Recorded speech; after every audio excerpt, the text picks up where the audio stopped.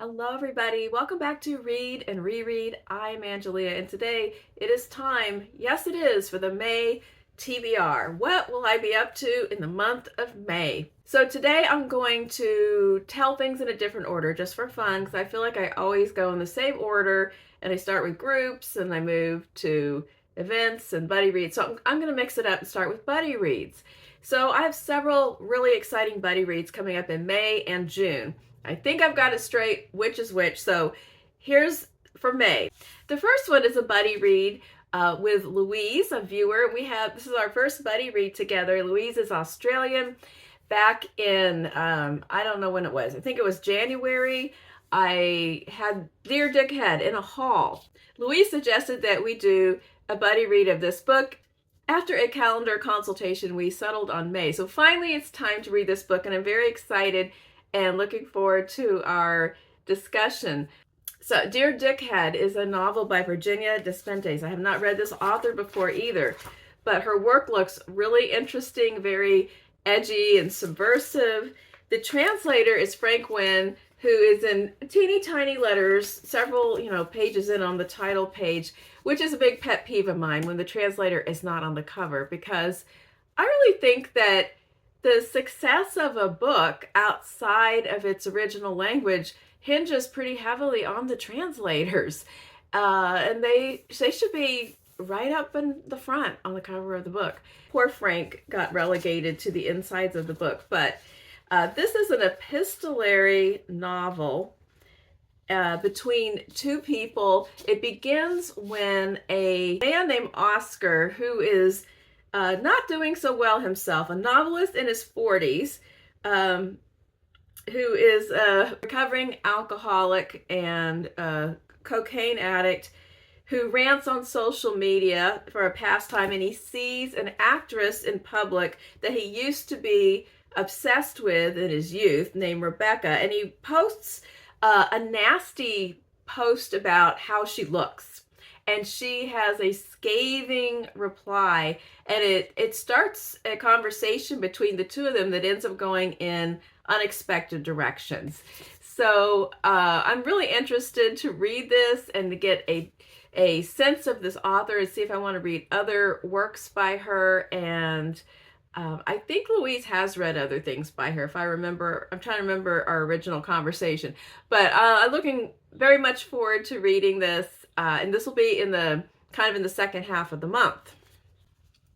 But starting a little bit sooner, I will be continuing with my friend Michael our reading of the works of children's author Kate DiCamillo in publication order. And this month, we're going to read the first 3 books in the Mercy Watson series. I'm going to put a picture up here because I don't have these on hand right now. Mercy Watson is a early beginner chapter book series. There's quite a few books, and then there's a spin-off kind of side series about other characters from the Mercy Watson universe. Mercy Watson is a pig. She is a pig who is being raised as though she were a human child by her human parents. Mercy Watson loves buttered toast, and she gets caught up in a number of adventures in these books, and they live next door to a pair of elderly sisters. One of them is the uptight, nosy, know-it-all neighbor, and then her nicer sister.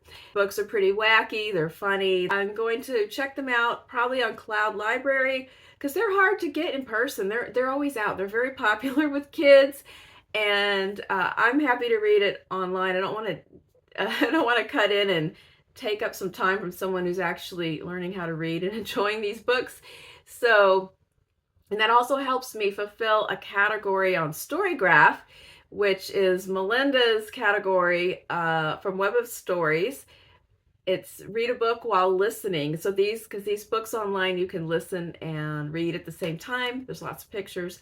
And so checking off a Storygraph challenge. Now let's talk about some group activities. The band book club at the local library this month is reading The Outsiders by S.E. Hinton. I am really curious to see how I feel about The Outsiders because I last read this when I was about 12 in middle school, and at the time I loved it and I went through a streak and read The Outsiders and Rumblefish, and that was then, this was now, and I don't know if there was anything else, but it's been a long time. So I'm really curious to see how the story holds up, how it holds up in my memory, and I'll be reading that pretty soon. I think the discussion is mid-month. It's about the hoods and the greasers. That's all I remember. It's about these different groups of kids, and I don't remember, where do they live? I don't remember anything. She's from Oklahoma. Is it set in Oklahoma? I know that there was a connection. I'm a big Reservation Dogs fan, and there's an episode where the character Cheese, by being in the wrong place at the wrong time, he ends up having to go to this juvenile detention facility, and somebody says, stay golden, cheesy boy. This comes from The Outsiders. So I'm babbling and did not do my background information, but I'll talk more about it when I actually read it. I'll look some stuff up. So I certainly didn't look them up before deciding to turn on the camera today.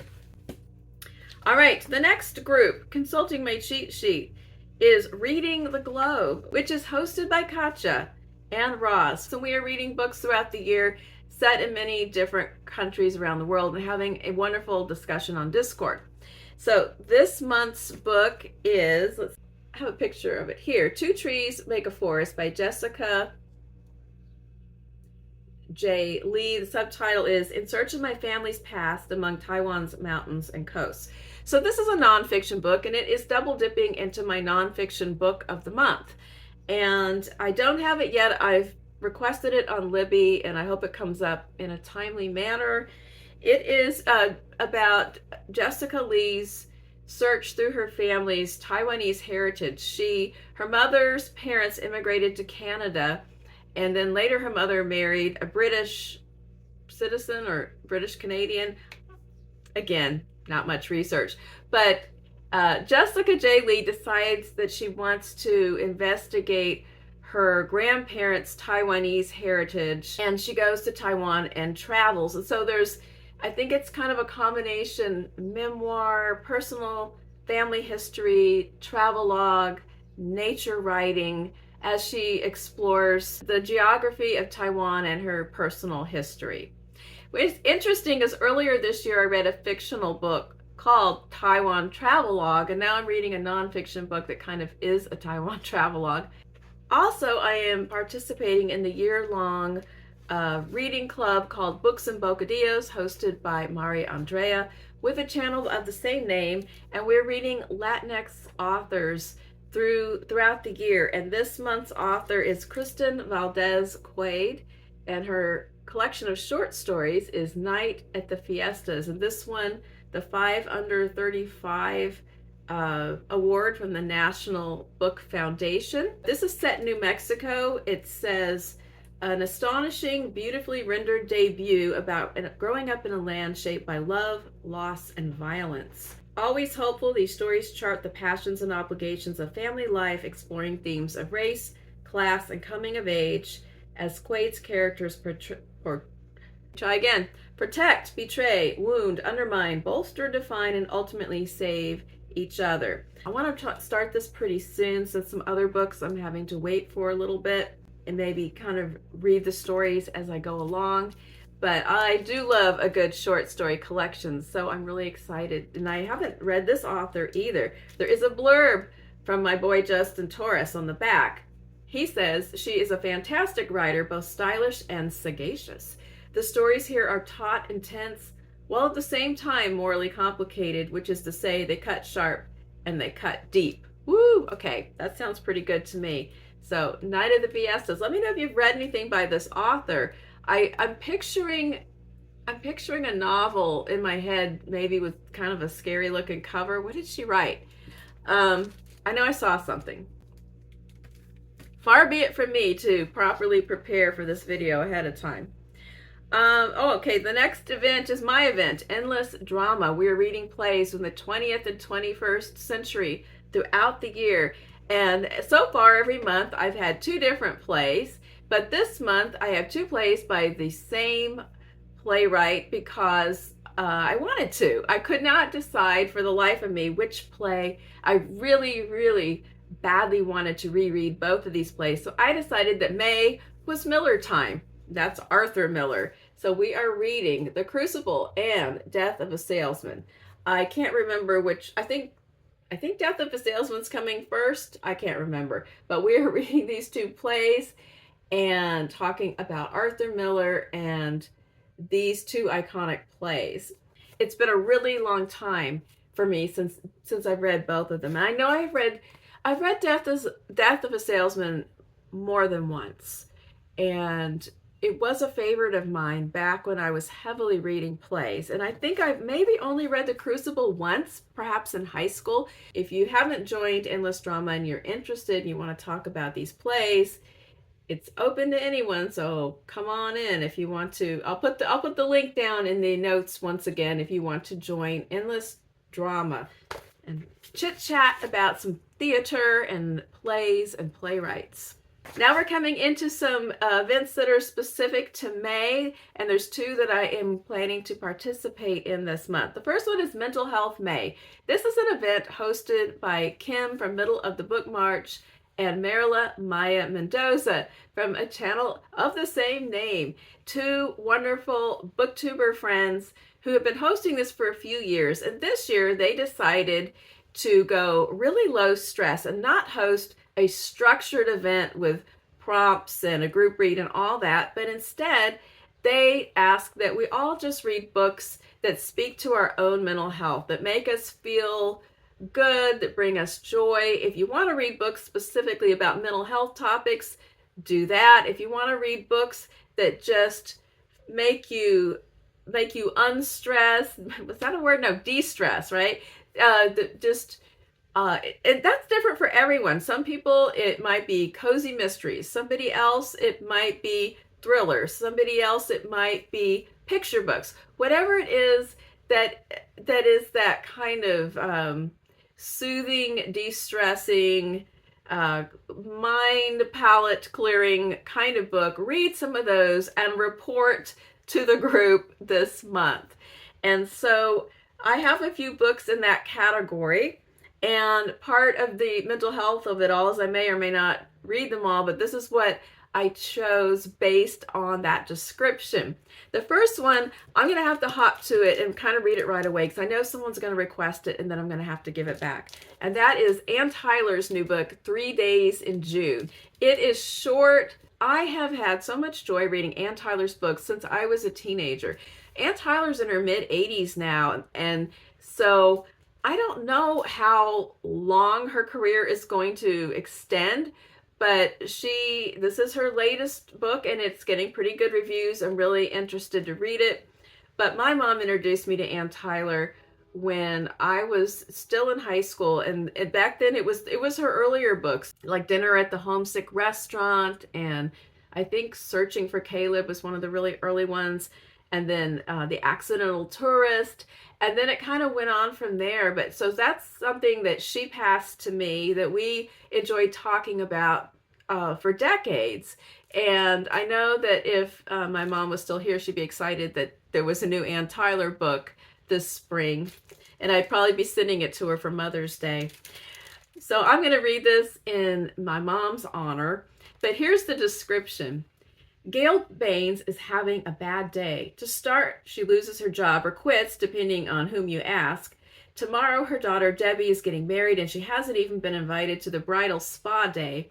And then Gail's ex-husband Max arrives unannounced on her doorstep. He has no place to stay, no suit for the wedding. Instead, he has a cat, never mind that the groom is deathly allergic. But the true crisis lands when Debbie shares with her parents a secret that she has just learned about her own relationship. It will not only throw the wedding into question, but also stir up Gail and Max's past. Woo! It sounds like she's got a lot to cram into this short novel, and I am here for it. Next, I have a reread, and actually I have several rereads going this month.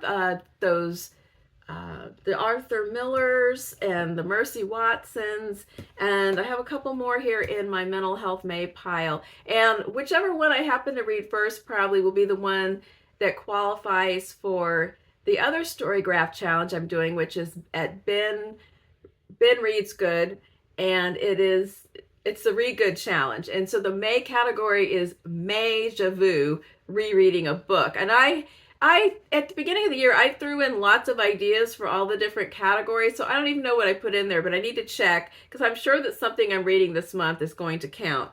So I pulled A Month in the Country by J.L. Carr. I love this short novel. There's a little short novel theme going on here, but I have only read this once a couple of years ago, and I loved it so much. And we're just coming into that time of year that's perfect for this book because it takes place in the summer. I know May is not summer, maybe where you live, but here where I live, spring started back in February, and we're pretty much moved on to summer at this point. And it is about a young man who, it's right after World War I, and he is at a crossroads.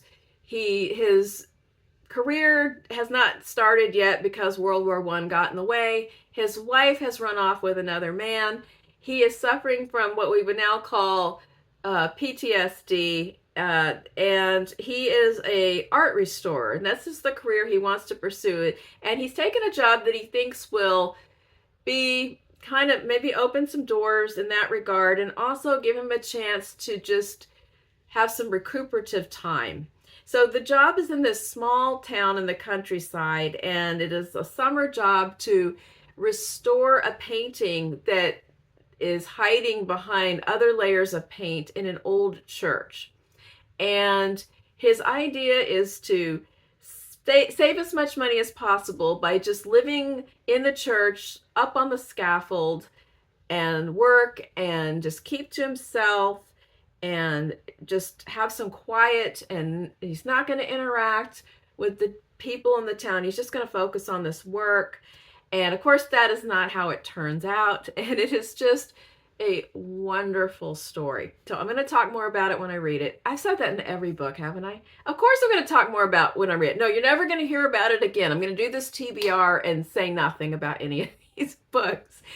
Okay, but I love this book. I can't wait to reread this book. And it is going to, I don't know, it's going to do something for me all over again. Another one that is, it's not a happy or joyful book in any means, but it makes me happy to read it again, and I've read it many times, is The Great Gatsby by F. Scott Fitzgerald. There's a lot of talk about Gatsby going on. I even did a tag about Gatsby just last week because it's the 100th anniversary of the publication of The Great Gatsby, which was not a hit when it came out, but it has grown and just prospered ever since. And I love this novel, and this is one of those books where I find something new to think about every time I read it. It's somehow there's so much in this thin story, narrated by Nick, who is observing what is happening between his neighbor, Jay Gatsby, a very wealthy, self-made man through dubious means, who wants to recapture the love that he lost, Daisy, who's now married to Tom, and the events that play out again over a summer. I got a little theme going here of the beginning of summer. That just says a little bit about it, but there's so much more, and there's so many angles, and there's so many different kinds of reads that you can take on this story and these characters, and I want to get back into that. One thing about this category is it's very open to the randomness. I mean, I might just find something at the library and read that instead, and that makes me happy too. But I do want to read Murder at Gull's Nest by Jess Kidd, her new novel. Jess Kidd brings me all kinds of joy, maybe not comfort, although this one is cozier than her previous books, from what I hear, because Stephen is reading this right now. So sometime this month, after he is finished with it, it will be my turn. But she's begun a new series that is a detective series, and the detective is Nora Breen, who is an ex-nun. She quits her, I don't know, she quits being a nun and goes to find out why her friend Frida, who also used to be a nun, has quit answering her letters. And she goes to a seaside town, an eccentric boarding house filled with lively characters, and accidentally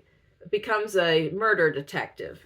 So it just sounds like a lot of fun, and I love the way Jess Kidd writes. So even though I'm not really a cozy mystery person, I'm counting on Jess that it is not entirely too cozy for my taste, but that it's just kind of a fun, gentle mystery. So it's a little bit, it's kind of weird to say that a light mystery is outside my comfort zone, but it kind of is. So the other event that is in May is Asian American and Pacific Islander Heritage Month. And I'm kind of expanding that to not just Asian American, but other Asian authors as well. And I want to highlight several of them in the month of May. So first of all, double dipping, Jessica Lee, who's actually Canadian, is on my list, reading Two Trees Make a Forest. So she's a triple dipper. She's in Reading the Globe, nonfiction, and Asian authors. So Jessica for the win. I hope that book better come up on Libby pretty soon. And then another book that I'm waiting for from the library is by an Asian American author, and that is Rejection by Toni Tulathimutte. I think it is it short stories or is it a novel with connected short stories? I'm not quite sure. But I've had it on my TBR for a few months, and I'm not sure if this book is going to be my cup of tea or not. But I've been interested in it for a long time, and I've heard such wildly mixed reviews of this book. I've heard people who absolutely love it, and then people who just weren't into it at all. So I have no idea where I'm going to fall on this. But it is short stories that I guess are kind of angry and edgy and very contemporary and have to do with, I guess, many different styles of rejection and failure. So not exactly uplifting material, but maybe it's funny. I'm not sure. Have you read Rejection? What do you think? I'm going to give it a crack and see if I like it. I think I don't think I'm going to fall in the middle. I think I'm either going to really like it in a weird way, or I'm just not going to get into it. But I want to at least give it a chance because I've just heard so many things that makes me curious. So there's that one. Also, a book that I have shared many a time, a bridesmaid book from my pile that just keeps not actually getting read, but I'm really going to do it this month. I'm really, really, really, really going to read it this month. And that is On Such a Full Sea by Chang-Rae Lee. This also is an Asian American author. I read another book by his many years ago called The Gesture Life that I liked. That was just a realistic fiction story. This one is a speculative fiction, a dystopian story. Stephen read it a while back and he liked it, and I just have not gotten to this book, and I don't really know why, because it's exactly my kind of book. It takes place in the future, when abandoned urban neighborhoods have been repurposed as secure, self-contained labor settlements. That's kind of going on in the book I'm reading right now. Here, communities of contented workers, descendants of those brought over en masse many years earlier from environmentally ruined cities in China, devote their lives to the cultivation of pristine produce and seafood for the wealthy residents of the elite walled villages that lie outside. So, a woman that lives in these labor settlements, her lover disappears and she goes outside of the safe confines in search of this person, and she becomes some sort of an iconic legend. So I have been meaning to read this for ages, and this is the perfect time to finally commit and read On Such a Full Sea. Another book that I have held up a few times and still haven't gotten to is Toward Eternity by Anton Her. Toward Eternity. Anton Her is a Korean author. He's not American. He's best known as a translator of Korean fiction, and he wrote a science fiction novel last year, and I have been really jazzed up to read it, yet somehow it keeps not quite making it into the lineup. So the book is apparently about technology, AI, when it's merged with health treatments. There's some sort of a cancer treatment that replaces your cells with android cells, so now you're cured, but you're also immortal, but maybe you're not entirely human, and they're studying this, and then somebody escapes from the lab, and I don't know what else is it about, but it sounds pretty good to me. And I just kind of love the way it looks and the insides, and so yeah. And look, it's short. Maybe I'm having some sort of a repercussion from the Count of Monte Cristo, because all of a sudden I'm really obsessed. I'm excited about short books. And I will recover and get back into reading longer pieces again. But right now I'm like, ooh, it's short, yay! So anyway, I have a couple more if I have time. If not, I'll read them when the time is right. But I did buy these short stories. Bought this book a few months ago, Dead in Memories by Banana Yoshimoto. And Yoshimoto's an author I've been wanting to try. I have these short stories, just haven't gotten around to picking them up. So I'm throwing them into this TBR to remind myself that I want to give this author a whirl. Tell me if you've read anything, either this or something else by Banana Yoshimoto. It's published in 2003, but published, I think, in 2020 or 2022 or something for the first time in English. And the translator is... Asa Yoneda. Oh, that's the translator who translated Under the Eye of the Big Bird, which I loved so much last month, a few weeks ago. And luckily it is right on the cover, so I don't have to make more disapproving remarks. Last but not least, I was at the library and I picked up Mina's Matchbox by Yoko Ogawa. And I think I've heard about this on a couple of different people's channels, and it sounded really good to me, and it was just sitting there in the new releases. So I picked it up. There's another book by her that I want to read called The Memory Police. Stephen Snyder is the translator on the title page, not on the cover. And this is about a girl. Okay, it's 1972. A 12-year-old gets sent to live with her rich relatives. It sounds like her mother... the father dies, the mother has to go to Tokyo to train for a new job, and so she sends her daughter to their rich relatives that live in the countryside in some sort of big fancy house, and she has a cousin named Mina who I think is close in age to her, and she just kind of gets involved in this unusual branch of the family. So I don't know what all happens or why there's a kid riding a hippopotamus on the cover, but I would like to know. That's pretty much it. I am going to continue my daily poetry practice, but I'm not going to pick out a specific book. And so I'll just talk about any particular poets that I'm focusing on as I go along in my weekly updates. I'm just going to let the mood take me. So that's what I have planned, subject to change as the winds of whimsy and mood blow me this way and that. So we shall see, but that's pretty much what I planned. So I hope that you have some wonderful things in mind for May. Let me know, and any thoughts you have on any of these books in my batch, and I will drop things and be back soon. Bye-bye.